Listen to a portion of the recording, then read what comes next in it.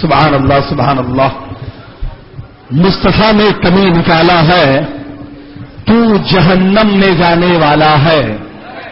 سارے نجدی کہیں گے محشر میں ہمیں جنتی تو بریلی والا ہے. نہ جنت میں جگہ تیری نہ تو رب کو گوارا ہے.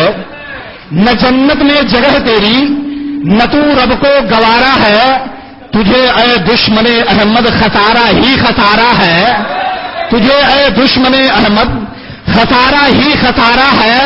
فقط عشق محمد کی بدولت ساری دنیا میں یہاں بھی حق ہمارا ہے وہاں بھی حق ہمارا ہے.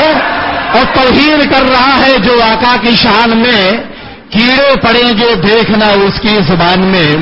حضرات، اب بلا کسی تمہید و تاخیر کے خطیب اعظم ہندوستان، عالم نبی فاضل جلیل، حضرت العلام حضرت علامہ مولانا شاہ مفتی محمد عبد الرحمان صاحب قبلہ حشمتی مدظ الہلالی پیلی بھی شریف کی سرزمین سے چل کر کے آپ کے پیار محبت میں مسلک اعلی حضرت کا پیغام لے کر کے تشریف لائے ہیں. آپ حضرات انہیں سماعت کریں، زوردار شاندار نعروں سے استقبال کر لیں. نعرہ تکبیر، نعرہ رسالت، مسلک اعلی حضرت، فیضان اعلی حضرت، عرس مفتی اعظم عالم. نعرہ تکبیر، نعرہ رسالت.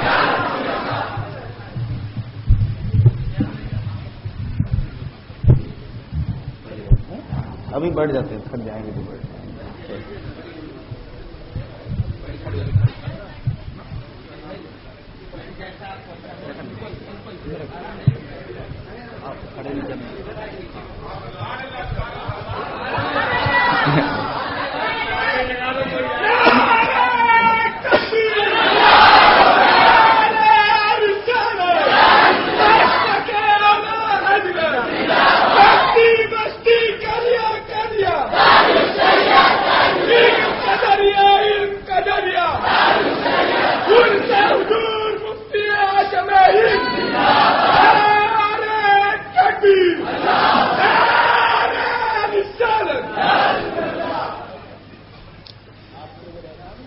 الحمد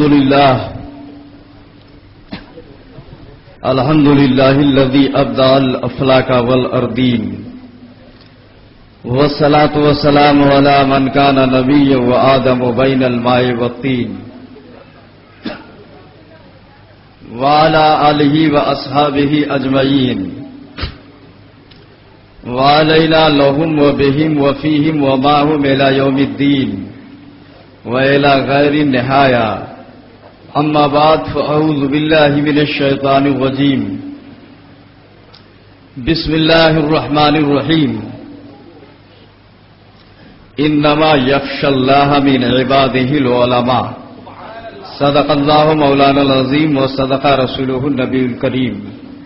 ونحن على ذلك لمن الشاهدين والشاكرين والحمد لله رب العالمين. ڈھونڈتے ڈھونڈتے اس دہر میں تھک جاؤ گے. بہت بڑھیا شعر ہے، کسی نے کہا ہے. مجھے پتا تو نہیں کہ شاعر ہے کون، صاحب بات مجھے نہیں معلوم شاعر ہے کون، لیکن جس نے بھی کہا ہے بہت اچھا کہہ گیا. بولا ڈھونڈتے ڈھونڈتے اس دہر میں تھک جاؤ گے، ڈھونڈتے ڈھونڈتے اس دہر میں تھک جاؤ گے، ایسا مرشد نہ زمانے میں کہیں پاؤ گے. سبحان اللہ.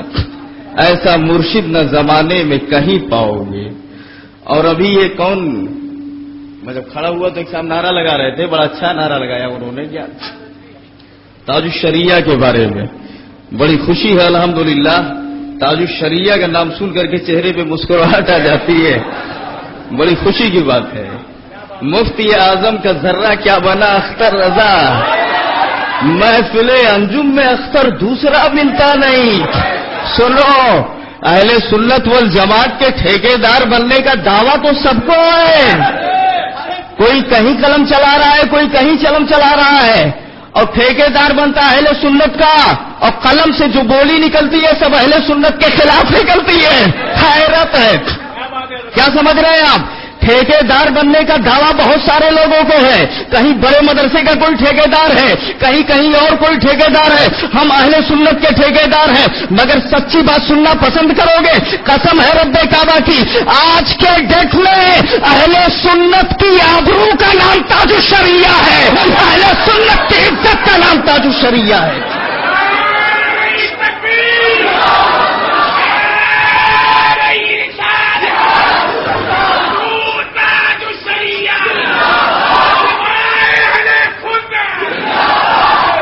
एक बात और बताऊं मैं आपको, अभी देख रहे हो हाल में आप बहुत सारे मौलाना निकल रहे हैं, और वो भी मिस्र।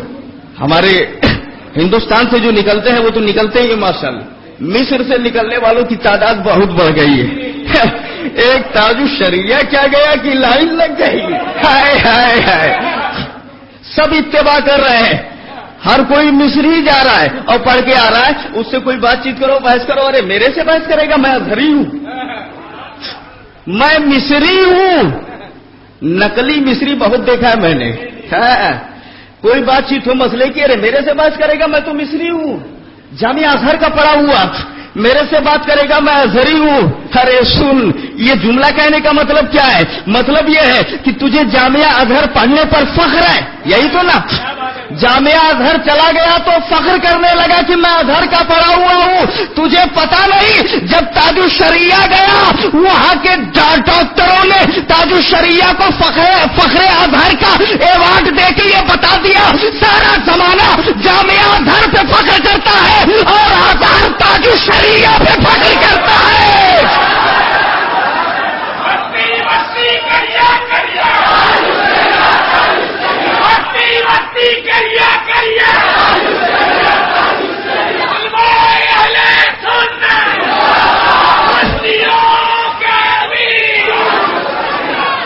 फख्रे अजहर का माना क्या है?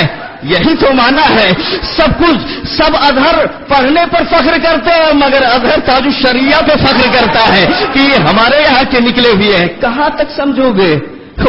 वो जिसको उर्दू लिखने की भी तमीज नहीं, थोड़ा बहुत अदब आ गया तो चलाने लगा कलम आला हजरत पे। हाय हाय, अल्लाह ताला अक्ल अता फरमाए। एक साहब ने तो लिख दिया, अभी किताब में देखा, मेरी तकरीर हुई थी यही कुर्ला गार्डन में, वो साहब बोले थे, मैंने खुद पढ़ा है किताब को, इरफानी मजहब व मसलक के अंदर, बोले अगर आला हजरत की इमामत को ना माने तो क्या काफिर हो जाएगा? ऐसे बोले, उन्होंने बोले नहीं, लिख दिया, बोले आला हजरत की इमामत को ना माने तो मैं कहता हूं काफिर हो जाएगा। बातचीत हुई मेरी, मैंने कहा सुनो, जहन में बात आई भी, अरे यार आला हजरत की इमामत को ना माने, हम कहा तुझे काफिर कह रहे, लेकिन एक बात बताना, अपने बाप को अगर बाप ना माने तो क्या काफिर हो जाएगा? क्या काफिर हो जाएगा? नहीं, बाप को बाप ना मानो तो काफिर नहीं होगे, मगर सारी दुनिया तुम्हें हरामी जरूर कहेगी। इसी तरह इमाम अहमद रजा की इमामत को ना मानो, काफिर नहीं होगे, मगर बदमज़हबियत जरूर आ जाएगी, सुलह कुल्लियत जरूर आ जाएगी, इसमें कोई शक नहीं। नारे तकबीर, नारे रिसालत, गुस्ताखे आला हज़रत मुर्दाबाद, गुस्ताखे आला हज़रत, गुस्ताखे आला हज़रत, बागिए आला हज़रत, गुस्ताखे ताजुश्शरिया, गुस्ताखे इदरीस रज़ा, गुस्ताखे अशवद रज़ा, खानकाए अशवदिया, खानकाए आला हज़रत। जोर से बोलो, हाँ थोड़ा बोलिए, सुभान अल्लाह बोलो।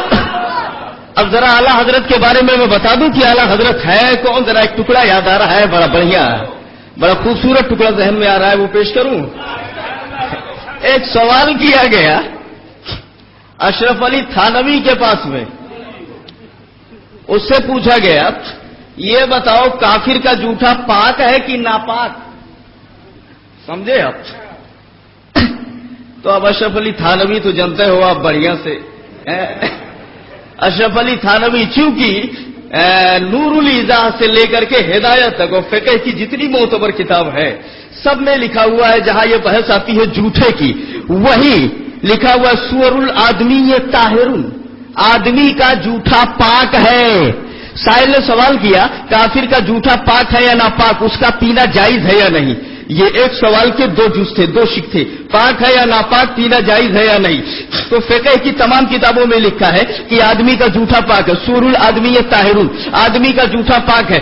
اشرف علی نے سمجھا کہ یہ بھی آدمی ہے، اشرف علی نے سمجھا کہ آدمی کافر بھی ہے، اس لیے لکھ دیا الجواب کافر کا جھوٹا پاک ہے اور پینا جائز ہے۔ غور کیجئے گا آپ۔ لیکن جہاں تک میرا خیال ہے، ارے ایسے یار عبداللہ تو ہر کوئی ہے، کہنے کو تو بولتا ہے کہ ہم عبداللہ ہیں، ہم عبداللہ ہیں، وہابی بھی بولے گا ہم عبداللہ ہے، دیوبندی بھی بولتا ہے ہم عبداللہ ہیں، سب بولتے ہیں عبداللہ ہے، مگر امام احمد رضا نے جو ذہن دیا ہے جانتے ہو آپ؟ اعلیٰ حضرت فرماتے ہیں حقیقت میں عبداللہ وہ ہے جو عبد المصطفیٰ پہلے ہے، جو عبد المصطفیٰ نہیں وہ عبداللہ بھی نہیں، عبد الشیطان ہے وہ۔ سبحان اللہ، زندہ باد۔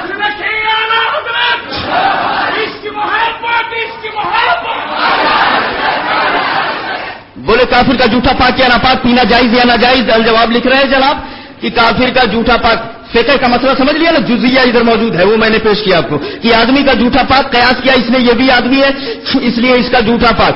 بولے کہ کافر کا جھوٹا پاک اور پینا جائز۔ اب ہم پوچھیں کہ وہابی کا جھوٹا کیا ہے، پاک ہے ناپاک، پینا جائز ہے کہ ناجائز؟ تو آپ کیا جواب دو گے؟ اشرف علی تھانوی کا فتویٰ؟ نہیں، یہی سوال بے نہیں، بالکل ٹو بٹو مینو ان، یہی سوال پیش کیا گیا اعلیٰ حضرت کی بارگاہ میں، زور سے بول دو سبحان اللہ، یہی سوال کیا گیا اے امام احمد رضا کافر کا جھوٹا پاک ہے یا ناپاک، اس کا پینا جائز ہے یا ناجائز؟ اور وہ جواب بھی پیش کیا گیا جو اشرف علی نے لکھا تھا۔ قربان جاؤ اعلیٰ حضرت سے، کیا بنتے محقق مسائل جدیدہ بنتے ہیں؟ ارے میرا نظریہ ہے تحقیق جہاں ختم ہو جائے اس کو احمد رضا کہتے ہیں، جہاں علامہ شامی کی قلم خاموش ہو جائے اس کو احمد رضا کہتے ہیں، جہاں غزالی کا قلم خاموش ہو جائے اس کو احمد رضا کہتے ہیں، جہاں رازی خاموش ہو جائے اس کو احمد رضا کہا جاتا ہے۔ آج فقہ کی چند کتابیں پڑھ لینے کے بعد امام احمد رضا پہ قلم اٹھایا جا رہا ہے۔ ارے وہ فتاوی رضویہ اور فتاوی مصطفیہ پڑھ کر مفتی بننے والوں، تیرا کھائے تیرے غلاموں سے الجھے۔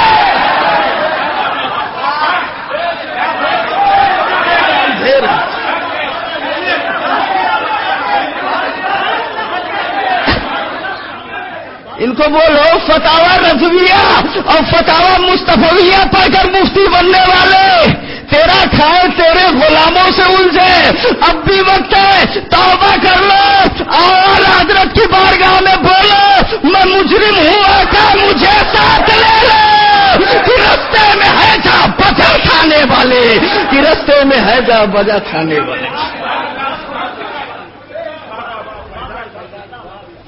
ابھی تو ہم نے فتویٰ پیش نہیں فرمایا ہے، تحقیق آگے چلوں۔ اعلیٰ حضرت کی بارگاہ میں پیش کیا گیا، آپ فرمائے کہ کافر کا جھوٹا پاک ہے یا ناپاک، پینا جائز ہے یا ناجائز؟ اعلیٰ حضرت بولے، وہ چونکہ اشرف علی کا فتویٰ سامنے تھا کہ پینا آدمی کا جھوٹا پاک ہے اس لیے اس کا بھی جھوٹا پاک، پینا جائز۔ اعلیٰ حضرت بولے سب سے پہلے یہی بات طے ہو جائے، یہی بات طے نہیں ہے کہ اس نے پانی پیا کب ہے، شراب پینے کے بعد یا حرام کھانے کے بعد یا ایسے ہی، اس کو بولتے ہیں تحقیق۔ بولے اعلیٰ حضرت کہ کافر جو ہے کھانے پینے میں حلال حرام کا احتیاط نہیں کرتا ہے، وہ شراب بھی پیتا ہے، تو شراب پی کر کے اگر پانی پیا تو شراب ناپاک، تو پانی بھی ناپاک ہو جائے گا، جھوٹا بھی ناپاک ہو جائے گا۔ حرام کھا کر کے پانی پیا تو چونکہ حرام غلط ہے اس لیے پانی پیے گا تو جھوٹا بھی ناپاک ہو جائے گا۔ پہلے یہی طے نہیں ہے کہ وہ شراب پی کر کے پانی پیا ہے یا بغیر شراب پی کر کے پانی پیا ہے۔ بولے پہلے یہ پتہ لگایا جائے۔ بولے اگر مان لیجئے کہ نہیں معلوم ہے کہ اس نے شراب پی کر کے پیا ہے یا بغیر شراب پی کر کے پیا ہے، ایسے ہی اس نے پانی پی لیا ہے، کچھ پتا نہیں ہے، تو اعلیٰ حضرت بولے جب کچھ پتا نہ ہو کہ کب پانی پیا، کیسے پانی پیا، تب بھی احتیاط یہی ہے کہ کافر کا جھوٹا نہ پیا جائے۔ بولے کیوں؟ بولے بلی کا جھوٹا مکروہ کیوں ہے؟ اس لیے کہ ہو سکتا ہے چوہا کھا کے آئی ہو، اور کافر کا جھوٹا جو ہے حرام کیوں ہوگا؟ اگر پتہ نہ ہو تب بھی مکروہ ہوگا، کیوں؟ ہو تحقیق اعلیٰ حضرت فرماتے ہیں، ابھی بات ختم نہیں ہوئی، اعلیٰ حضرت بولے پھر آگے بولنا، اچھا چلو یہ بھی مان لیتے ہیں کہ اس نے کلی کیا، منہ صاف کیا، اس کے بعد پانی پیا۔ غور کیجیے گا، ایک تو یہ ہے شراب پی کے پانی پیا، پانی ناپاک حرام، ٹھیک ہے، ایک تو یہ ہے پتہ نہیں ہے کیسے پانی پیا، اس کا بھی حکم اعلیٰ حضرت نے بیان کر دیا، بلی کا جوٹا مکروہ کیوں ہے، ایک تو یہ ہے کہ کلی کر لیا، منہ صاف کر لیا، ایک دم بالکل صاف ہو کر کے اس کے بعد پانی پی رہا ہے، اب جب پانی پیا اس کا جوٹا بچا، اس کے بارے میں کیا حکم ہے؟ تو اعلیٰ حضرت بولے اس موقع پر بھی یہی حکم دیا جائے گا کہ کافر کا جوٹا نہ پیو، کیوں؟ اس لیے کہ دنیا کا یہ رواج ہے، آدمی کسی کا جوٹا کب پیتا ہے؟ کوئی بزرگ ہوتا ہے تبرک سمجھ کے جوٹا پیتا ہے، کوئی دوست ہوتا ہے پیارا ہوتا ہے دوستی کی وجہ سے جوٹا پی لیا کرتا ہے، کسی بزرگ کا جوٹا تبرک سمجھ کے پیتا ہے یا دوست کا جوٹا پیتا ہے۔ کہیں دیکھا ہے تم نے کہ کسی کو دشمن بھی سمجھ رہا ہو اس کا جوٹا بھی پی رہا ہو؟ کوئی دشمن کا بھی جوٹا پیے گا نہیں پیے گا؟ تو سنو، وہابی دیوبندی کافر یہ سب دشمن ہے، دشمن، ان کے جھوٹے پینے کا مطلب کیا ہے؟ یا تو دوستی کر رہا ہے، تہمت آئے گا، تہمت سوال پیدا ہوگا، کاہے کے لیے تو نے پی لیا ہے، اور تہمت کی جگہوں سے بچا جائے، اس لیے کافروں کے جھوٹے پینے سے اعلیٰ حضرت نے جو ہے منع فرمایا ہے اور جو ہے روکا ہے کہ نہ پیا جائے، یہ اعلیٰ حضرت کی تحقیق ہے۔ جبکہ اشرف علی تھانوی نے ڈائریکٹلی لکھ دیا تھا کہ اس کا پینا جائز ہے اور وہ پاک ہے، تو یہ اعلیٰ حضرت تو یہ ہے مسلمانوں، ذرا دیکھو تو صحیح۔ اسی لیے کسی کہنے والے نے کہا ہے وادی رضا کی کوہے ہے مالا رضا کا ہے، ہمیں جس سمت دیکھیے وہ اعلیٰ کا رضا کا ہے۔ اگلوں نے تو بہت کچھ لکھا علم دین پر، جو کچھ ہے اس صدی میں وہ تنہا رضا کا ہے، جو کچھ ہے اس صدی میں وہ تنہا رضا کا ہے۔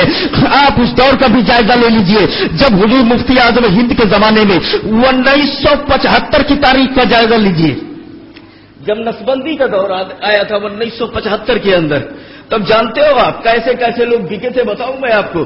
مفتی طیب علی دیوبند کا وہ لکھتا ہے، نسبندی کا دور آیا اور یہ قانون لگایا گیا نسبندی کروائی جائے، تو مفتی طیب علی دیوبند کا لکھتا ہے ابھی تک ہمارے علماء نے منفی پہلوؤں پر غور کیا ہے، چاہیے کہ ہم مثبت پہلو پر بھی غور کر لیں۔ کیا مطلب؟ یعنی ابھی تک ناجائز ہونے کا فتویٰ دیا ہے، اب جائز ہونے کا بھی فتویٰ دینا چاہیے۔ مفتی اعظم ہند کے بارے میں بتایا جاتا ہے کہ بیمار تھے، بستر علالت پہ تھے، اٹھ نہیں سکتے تھے، کھڑے ہو گئے، فتویٰ دیا نسبندی حرام ہے، حرام ہے، حرام ہے، اشد حرام ہے۔ لوگ حکومت کا کارندہ آیا اور بول رہا ہے حضرت یہ نوٹوں کی گڈی ہے، اس کو لے لیجئے، فتوے کو واپس کر لیجئے، نوٹوں کی گڈی ہے، اس کو لے کر کے فتویٰ واپس کر لیجئے، فتویٰ بدل دیجئے۔ مفتی اعظم نے فرمایا وہ اور جگہ ہوگی جہاں لاؤ پیسہ فتویٰ بدلو، لاؤ پیسہ فتویٰ بدلو، یہ احمد رضا کا در ہے، یہاں فتویٰ نہیں بدلا جاتا ہے، ضرورت پڑتی ہے تو حکومتیں بدل دی جاتی ہیں، ضرورت پڑتی ہے تو حکومتیں بدل دی جاتی ہیں۔ وہ بولا اے مفتی اعظم سنو، اگر ایسا نہیں کرو گے تو حکومت کا معاملہ ہے، وہ تمہارے مال کو ضبط کر لے گی اور تمہارے سارے سامان کو ضبط کر لیا جائے گا، دانے پانی کے محتاج ہو جاؤ گے۔ آپ نے جواب دیا کس کو دھمکی دے رہا ہے؟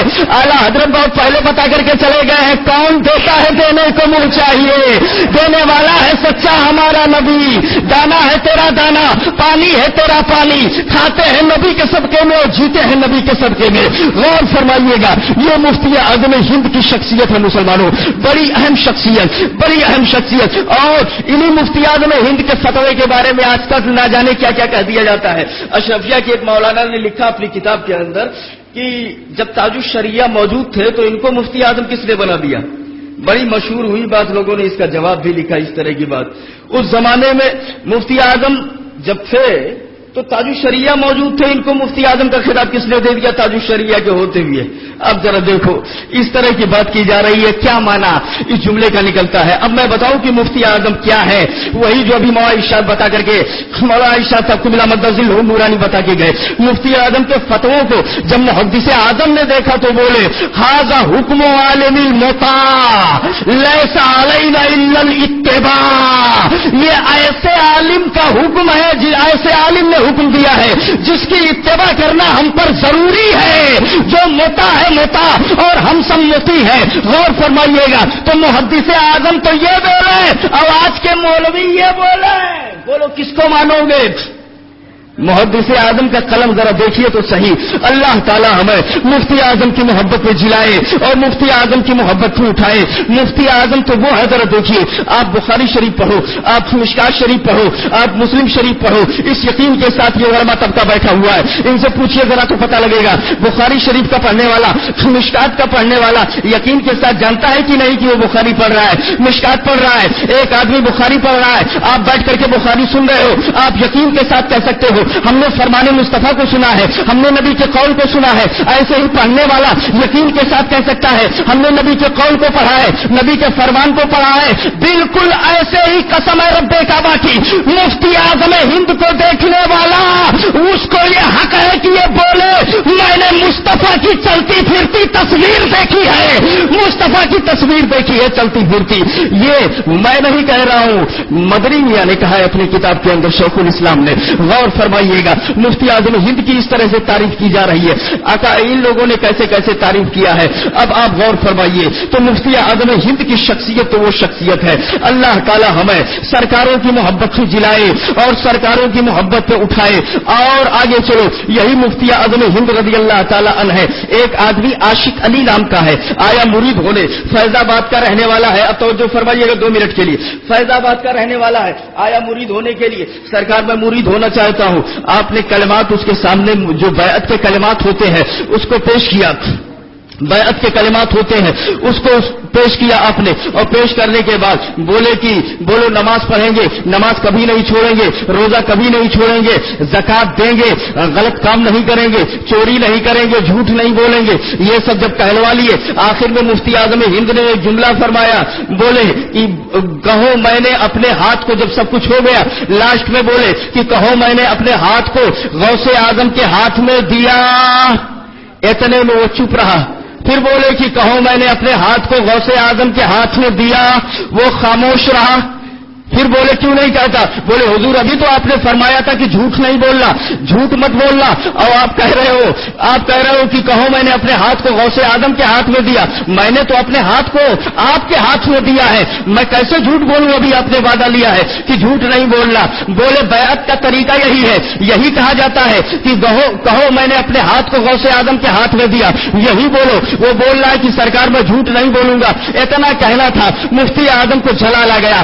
آپ نے اپنے امامے کو اتارا اور اتارنے کے بعد اس کے سر کے اوپر رکھ دیا. بولے اب کہو تو کیا دیکھ رہا ہے کہ غوث اعظم جلوہ بار ہے اور ان کے ہاتھوں میں میرا ہاتھ ہے. سبحان اللہ, سبحان اللہ. غوث اعظم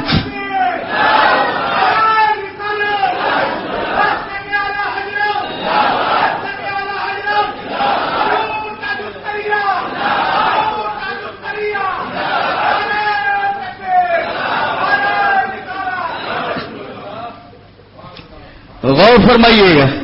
بتایا کیا دیکھ رہا ہے کہ میں نے اپنے ہاتھ کو غوث اعظم کے ہاتھ میں دے رکھا ہے. اب وہ بول رہا ہے میں نے اپنے ہاتھ کو غوث اعظم کے ہاتھ میں دیا, میں نے اپنے ہاتھ کو غوث اعظم کے ہاتھ میں دیا. بار بار بول رہا ہے. ایسے نہیں شبیہ غوث اعظم کہا جاتا ہے, ایسے نہیں نائب غوث اعظم کہا جاتا ہے. میرے مفتی اعظم رضی اللہ تعالی عنہ اس مقام پہ ہے, اس مرتبے پہ ہے, اس لیے دنیا شبیہ غوث اعظم کہا کرتی ہے. ایک ساتھ سے مرید ہونے کے لیے بڑے بے چین ہو رہے تھے, کس سے مرید ہو, کس سے مرید ہو, مگر ان کے دل کے اندر یہ تمنا تھی کہ نائب غوث اعظم کوئی ملے تو ہم اس سے مرید لیں گے. جو غوث اعظم کا سچا پکا نائب ہوگا اس سے مرید ہوں گے. تلاش کرتے کرتے وہ بغداد شریف چلے گئے. مزار پاک کے آس پاس میں کئی دنوں تک گھومتے رہے. اچانک پریشانی کے عالم میں مزار پاک کے پاس میں غوث اعظم کے وہیں بیٹھے اور نیند سی آ گئی. اور جیسے نیند آئی تو خواب کیا دیکھ رہے ہیں, غوث اعظم جلوہ بار ہے, تشریف لا رہے ہیں, اور پیچھے پیچھے مفتی اعظم ہند ہے. کہہ دو سبحان اللہ. پیچھے پیچھے میرے مفتی اعظم ہے. اور یہ آدمی عرض کر رہا ہے میرے آقا میں آپ کے نائب کے تلاش میں ہوں کہ کس سے مرید ہوں, کس سے میں مرید ہوں, آپ کا نائب کون ہے یہ بتا دیجئے. حضور غوث اعظم نے فرمایا میرے نائب تمہارے ہی شہر بریلی شریف کے اندر ہے.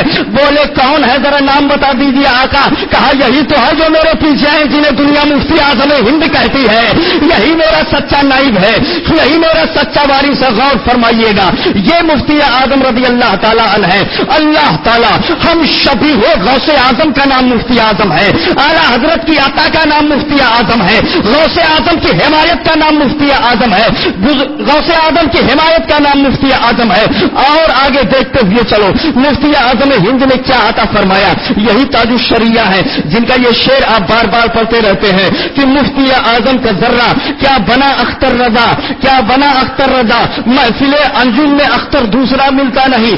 آپ دیکھو اگر دنیا کا سروے کر لو, جائزہ لگا لو, وہ زمانہ آپ کو یاد ہے کہ نہیں یاد ہے جب دنیا کا یہ سروے خانہ کعبہ کا سال میں ایک بار غسل ہوتا ہے, دھلائی ہوتی ہے, غسل دیا جاتا ہے, اور اس کے لیے طے ہوتا ہے کہ عالمی پیمانے کا کوئی بزرگ دینی ہو اس کو بلایا جائے, ورلڈ لیول کا کوئی آدمی ہو اور دینی اعتبار سے مقتدا ہو, اہم ہو, اس کو بلایا جائے اور بلانے کے بعد اس کے یہ کام اس سے کروایا جائے, نیک کام. تو جانتے ہو سب لوگوں نے جب وہاں کے جو کارندے کام کرنے والے ذمہ داران تھے پوری دنیا کا سروے کیا گیا تو نظر جہاں جا کے ٹک گئی اسی کو تاج الشریعہ کہتے ہیں. سبحان اللہ, اسی کو تاج الشریعہ کہتے ہیں. وہ دور یاد نہیں ہے جب تاج الشریعہ کو لے جایا گیا تھا, خانہ کعبہ میں لے کے جا رہے تھے, پورا سب لوگ فون پہ بتا رہے تھے, ادھر ادھر بات چیت ہو رہی تھی, تاج الشریعہ کو بلایا گیا. ہم نے کہا وہاں حکومت تو وہابیوں کی ہے, وہاں تو حکومت اعلی حضرت کے دشمنوں کی ہے, تاج الشریعہ کو کیسے بلایا گیا؟ پتا چلا اسی کو حق کہتے ہیں. حق وہ ہوتا ہے جو سر چڑھ کے بولا کرتا ہے, سر چڑھ کے بولا کرتا ہے.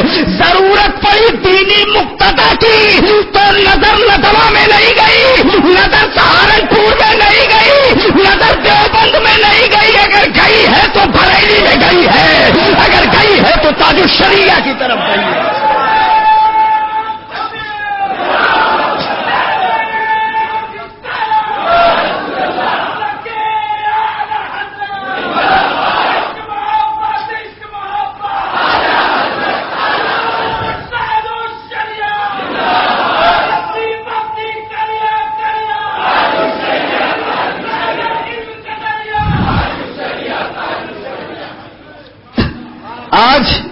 آج اپنے ہی لوگ بریلویت کو مٹانا چاہتے ہیں. معاذ اللہ رب العالمین, جو مسلمان ہونے کا دعویٰ کرتے ہیں ایسے بولتے ہیں کہ ہم بھی سنی ہے پکے, وہ کہتے ہیں یہ بریلوی کیا ہے, یہ مسلک اعلی حضرت کیا ہے. ارے تو مٹانا چاہتا ہے, دیوبندی آگے بڑھا رہا ہے. جملے پہ غور فرمائیے گا, تو اس کشمکش سے مٹائے کیسے, اور دیوبندی بنا سمجھے بوجھے بڑھا رہا ہے. اور وہ سمجھے بوجھے گا کیا, خدا جب دین لیتا ہے تو عقلیں چھین لیتا ہے, تو سمجھے بوجھے گا کیا. کیسے میں بتاؤں آپ کو, یہ بولتا ہے بریلیت کا نعرہ نہ لگاؤ. ابھی میں نے سنا کوئی مجھ سے بتا رہا تھا کہ ایک جگہ تقریر ہوئی, مولانا صاحب بولے کہ نعرہ مت لگانا. کسی نے مجھ سے بیان دیا, ایک مولانا صاحب بولے میری تقریر میں جب تک پروگرام ہو نعرہ نہیں لگانے کا. بولے کیوں نعرہ نہیں لگانے کا جانتے ہو؟ اس لیے کہ جب نعرہ لگے گا تو بستی بستی کریا کریا کا بھی نعرہ لگے گا, نعرہ لگے گا.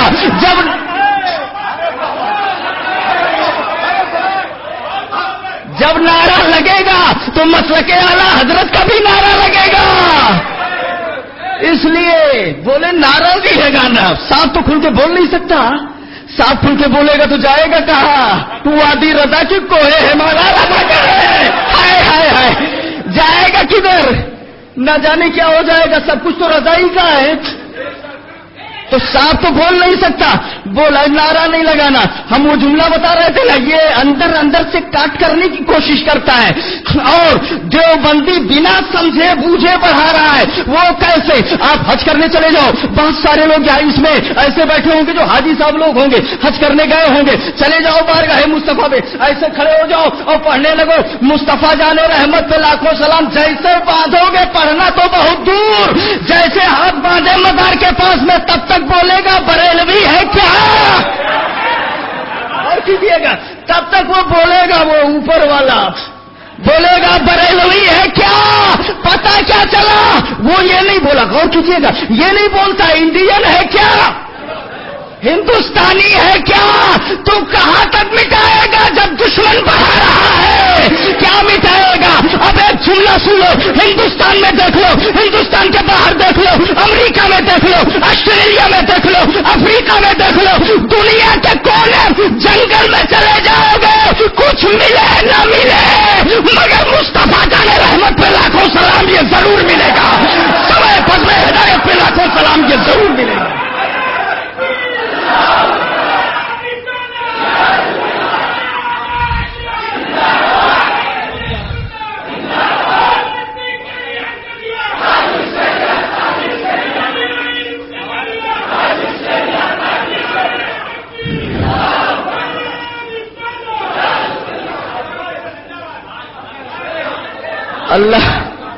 اللہ تعالی ہمیں اعلی حضرت کی محبت میں جلائے اور اس خانوادے کی محبت میں جلائے، ایک ایک شہزادے کی قدر کرنے کی توفیق عطا فرمائے۔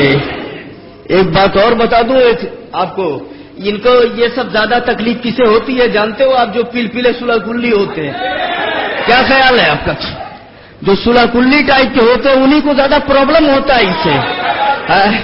وہ کھانے میں پرابلم تو فتوا بدلنا چالو کر دیا، معذلات شریعت میں چینجنگ کرنا چالو کر دیا، قانون ہی بدلنے لگے۔ ارے تو تیرے کو کھانا ہے تو کون تیرے پیچھے پیچھے گھوم رہا ہے؟ جانا جہنم میں، قانون کیوں بدل رہا ہے؟ کیا خیال ہے؟ قانون بھی بدلنا چاہ رہا ہے، یہ جائز، یہ تعویل، ایسی تعویل، یہ معنی اس کا نکلے گا، وہ معنی اس کا نکلے گا، بے جا تعویل، لولی لگڑی تعویل سب کرتے ہوئے چلے جاتے ہیں۔ مگر ایک بات بتا دوں میں آپ کو، ایک بات بتاؤں، عمر فاروق اعظم مسجد نبوی سے نماز پڑھ کر کے نکل رہے، غور کیجئے گا۔ ایک آدمی دروازے پہ مسجد نبوی کے کھڑا ہوا ہے، بھوک لگی ہے، میں مہمان ہوں، کچھ کھانا دے دو۔ عمر فاروق اعظم نے بلا لیا، اچھا آؤ چلو میرے گھر پہ، لے کے گئے، بیٹھا دیا، غلام سے کہا کہ تو کھانا لے کر کے آ جا، اس کو دے دے کھانے کے لیے۔ وہ کھانا لے کر کے آیا، اس کے سامنے رکھ دیا، وہ کھانا چالو کر دیتا ہے، اور کھانا کھانے کے بیچ میں بات کرتے ہوئے ایک جملہ بدمذہبی کا نکل گیا۔ اس کے منہ سے ایسا جملہ نکلا جس سے بدمذہبیت کی بو آ رہی تھی۔ آپ جانتے ہو کیا ہوا؟ عمر فاروق اعظم نے کہا کھانا ہٹا جلدی اس کے سامنے سے، اٹھا لے، کان پکڑ کے اس کو گھر سے باہر کر دے۔ اب اگر سنی ہو تو عمر کا تیور یہ ہے، وہابی ہے تو کان پکڑ کے باہر کر دو۔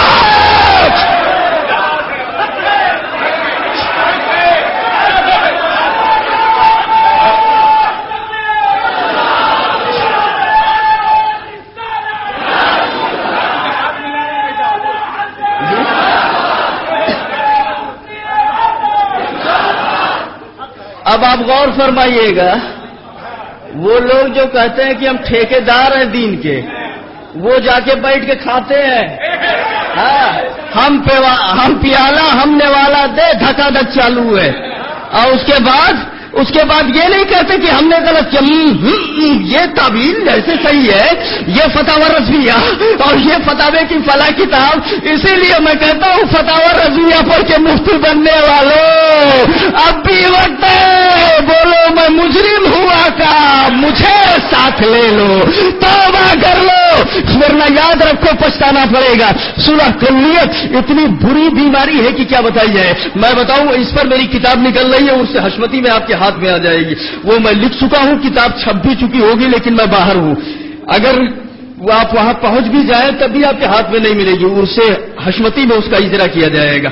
مکمل کام میں کر کے آیا تھا، بس خالی کاتب واتب کا اپنا کام کرنا باقی رہ گیا تھا، وہ سب اپنا کام کر چکا ہوگا، بہت جلد نکل رہی ہے، اس سے حشمتی بھی آپ کے ہاتھ میں ہوگی۔ ہماری دعا ہے اللہ تعالیٰ سب کو صلح کلیت سے محفوظ رکھے، محفوظ و معمول فرمائے۔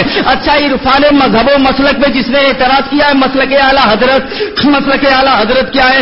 بار بار یہی نعرہ کیوں لگایا جاتا ہے جانتے ہو آپ؟ ہم کہتے ہیں ٹھیک ہے مسلک اعلیٰ حضرت چھوڑ دیتے ہیں، بول تو کیا لگائیں، تو بول۔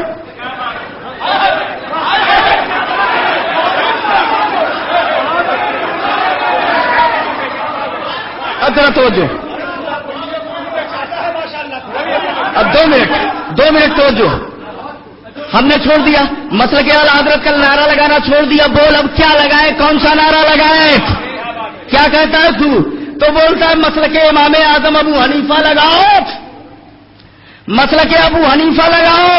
ہم نے کہا تجھے پتا نہیں مسلک ابو حنیفہ کا نعرہ دیوبندی بھی لگاتا ہے، میں نے اپنی آنکھوں سے مسجد پہ لکھا ہوا دیکھا۔ ارے حیرت میں میں پڑ گیا، تھوڑی دیر رک گیا، وہیں ایسے جا رہا تھا گوئنڈی ویگن باڑی میں کچھ سامان خریدنے، تو گیا ایک مسجد سے گزرا تو اس پہ لکھا ہوا تھا اہل سنت والجماعت اور عقائد دیوبند۔ حیران رہ گیا، یہ کیا اہل سنت والجماعت اور عقائد دیوبند، یہ کون ہے؟ اپنے آنکھوں کی دیکھی بات بتا رہا ہوں، ابھی 2-4 دن ہوئے گیا تھا میں۔ ارے وہی جب آپ یہاں گیا تھا تو میں گیا تھا کچھ سامان لینے کے لیے، تو میں ایک مسجد سے گزرا تو لکھا ہوا تھا اس میں مسجد اہل سنت والجماعت عقائد دیوبند۔ تو ہم کہیں یہ کیا مطلب، عقائد دیوبند اور اہل سنت والجماعت، یہ زبردست ٹکراؤ اور آگ اور پانی کا اجتماع، تو آگ اور پانی کا اجتماع یہ کیسے سب ہونے لگا؟ تو سوچتا رہا، پھر ایک کتاب دیکھا تو اس میں لکھا ہوا تھا کہ یہ اپنے آپ کو حنفی یہ بھی کہتے ہیں، غور کیجئے گا، اپنے آپ کو حنفی یہ بھی کہتے ہیں۔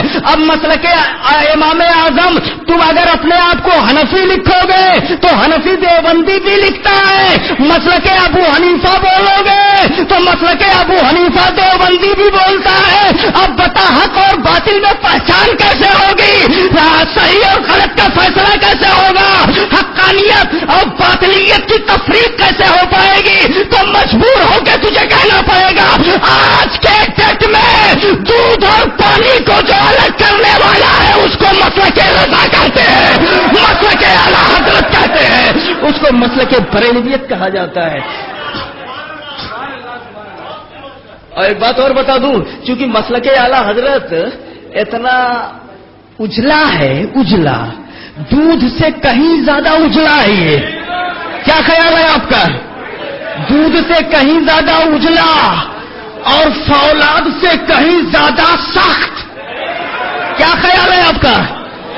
فولاد سے کہیں زیادہ مضبوط، دودھ سے کہیں زیادہ اجلا، اتنا شفاف آئینہ ہے یہ کہ اس میں آدمی کی اپنی تصویر خود دکھنے لگتی ہے، اسی لیے تو چڑھتا ہے، اسی لیے تو کہتا ہے یہ مسلک اعلی حضرت کیا، مسلک اعلی حضرت کیا، جب وہابیوں کو اسی لیے تو بولتا ہے مسلک اعلی حضرت کا مٹاؤ، چونکہ یہ شفاف آئینہ ہے۔ وہابی کے یہاں کھا کے آیا، جب دیکھا رہے یہ تو حرام، ہائے ہائے ہائے ہائے ہائے، کہہ دو سبحان اللہ، سبحان اللہ، شفاف آئینہ کھایا وہابی کے یہاں، آ کے مسلک اعلی حضرت کا آئینہ اٹھایا، یہ تو حرام ہے، چہرہ کالا ہو گیا، بولا اب اپنا نہ سدھرو اسی کو مٹا دو۔ غور کیجئے گا کتنی بڑی غلطی ہے، خود نہیں سدھر رہا ہے، اسی آئینے کو ختم کرنا چاہتا ہے، تو یاد رکھ تو مٹ جائے گا۔ دیوبند سہارنپور ختم ہو گیا، تو کیا ہے؟ مسلک اعلی حضرت آج بھی زندہ ہے، قیامت تک زندہ رہے گا، اس کا نام روشن رہے گا۔ اللہ تعالی ہمیں اعلی حضرت کی محبت میں اٹھائے اور اعلی حضرت کی محبت میں جلائے۔ چلتے چلتے ایک بات اور یاد آئی ہے، وہ بھی سن لو۔ عرفان ایک کتاب میں پڑھ رہا تھا، عرفان بہت پڑھایا ان لوگوں نے، عرفان مسلک و مذہب، اس میں لکھا مولوی نے، کیا عقل ہے یار، وہ کون کہہ رہا تھا، ابھی کوئی بتا رہا تھا کہ مطلب عقل پہ پردے پڑ جاتے ہیں، کوئی ہم سے بتا رہا تھا، خدا جب دین لیتا ہے تو عقلیں چھین لیتا ہے۔ عرفان میں لکھا یہ وہابیوں کو بار بار خبیث مردود کہنا صحیح طریقہ نہیں ہے، ان لوگوں کو وہ طریقہ اپنانا چاہیے جو تبلیغ کے لیے مفید ہو، مناسب ہو، اچھا ہو۔ بار بار وہابیوں کو خبیث مردود کہنا یہ تبلیغ کا اچھا طریقہ نہیں ہے، غور کیجئے گا۔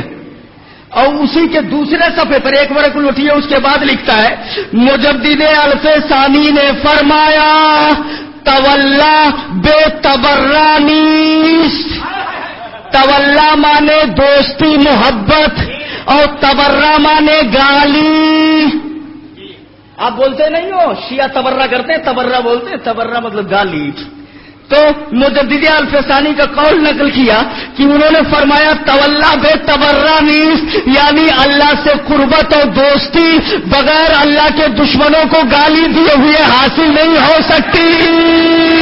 غور کیجیے گا۔ اب بتاؤ یہ عقل ہے کہ پاگل پن ہے؟ ایک صفحے کے پہلے لکھو مردود کہنا صحیح نہیں ہے، اور آگے لکھو کہ بغیر گالی دیے اللہ اور رسول کی دوستی نہیں مل پائے گی. ٹکرا رہا ہے کہ نہیں؟ ہائے ہائے ہائے، خدا جب دین لیتا ہے تو عقل چھین لیتا ہے. رضا سے جو ٹکرایا، بریلی سے جو ٹکرائے گا اس کے عقل پر پردہ پڑ جاتا ہے. محقق ہونے کے باوجود بھی غلط تحقیق کرتا ہے، قلم ہاتھ میں ہونے کے باوجود بھی غلط لکھتا ہے، ساری چیزیں ہونے کے بعد بھی غلط فیصلے ہوتے ہیں. اور مفتی اعظم تو وہ ہے، جانتے ہو آپ صحیح بات سننا چاہو گے تو سن لو، میں آپ کو بتا دوں. یہی بات غور کیجیے گا. ایک بات پھر یاد آئی ہے، وہ ٹکڑا لے لیجیے آپ. وہ کیسے آج مسلمانوں کے درمیان نبوت کا دروازہ بند ہو چکا ہے. میرے آقا تشریف لائے، نبوت کا دروازہ بند ہو گیا. اب کوئی نیا نبی آنے والا نہیں ہے. نبی خاتم النبوین بن کر کے آئے. اب بتاؤ، عیاشیوں کا ماحول آج بھی گرم ہے. نبی کاہے کے لیے آتا ہے؟ قرآن میں آیا هو الذی ارسل رسولہ بالہدی ودین الحق.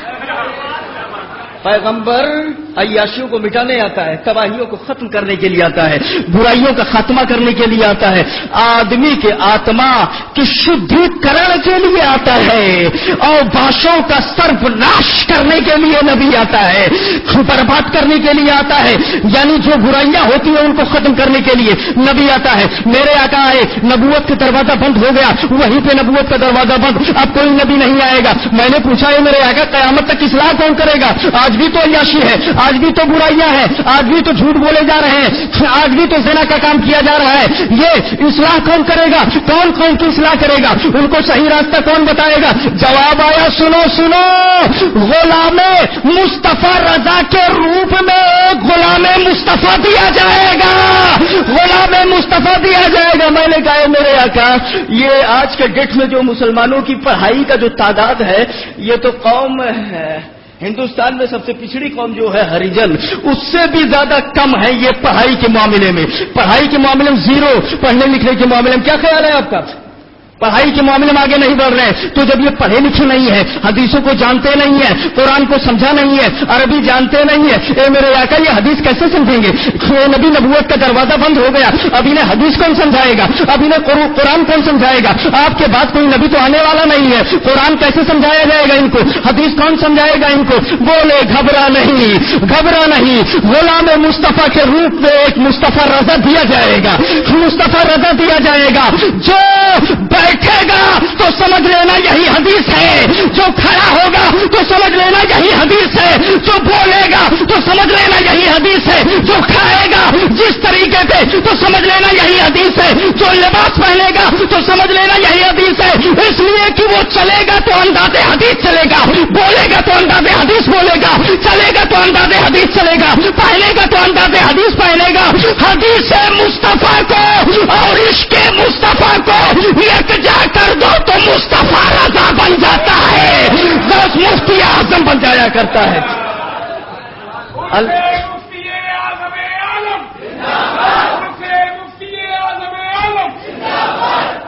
آج تو جو فتویٰ دے رہے ہیں ان کا کیریکٹر خود فتوے کے خلاف ہے. فتوے کا قلم ہاتھ میں ہے، نہ چہرے پہ داڑھی ہے اور نہ فام مفتی جیسا لباس ہے، کچھ نہیں. مگر وارے مفتی اعظم ذرا دیکھو، مفتی اعظم کا قلم کیسا تھا؟ اگر گریبان کوئی بٹن کھلا ہوا ہے تو مفتی اعظم نے فوراً ٹوک دیا اس کو صحیح کرو. اگر آپ ہاتھ میں چین کی گھڑی باندھے ہوئے ہو تو فوراً کہا اس کی اصلاح کرو، اس کو اتار کر کے رکھ دو. یہ مفتی اعظم ہے.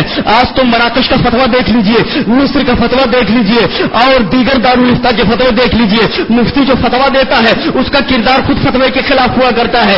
مگر وارے مفتی اعظم آج جو فتویٰ دیا جاتا ہے، غیر ہے تو فتویٰ دے دیا، غیر نے چوری کیا تو ہاتھ کاٹ لیا جائے. سعودی مفتی فتویٰ دیتا ہے ہاتھ کاٹ دیا جائے. مگر شاہ فیض کا بھتیجا جب چوری کرتا ہے تو ہاتھ کاٹنے کا حکم نہیں دیا جاتا.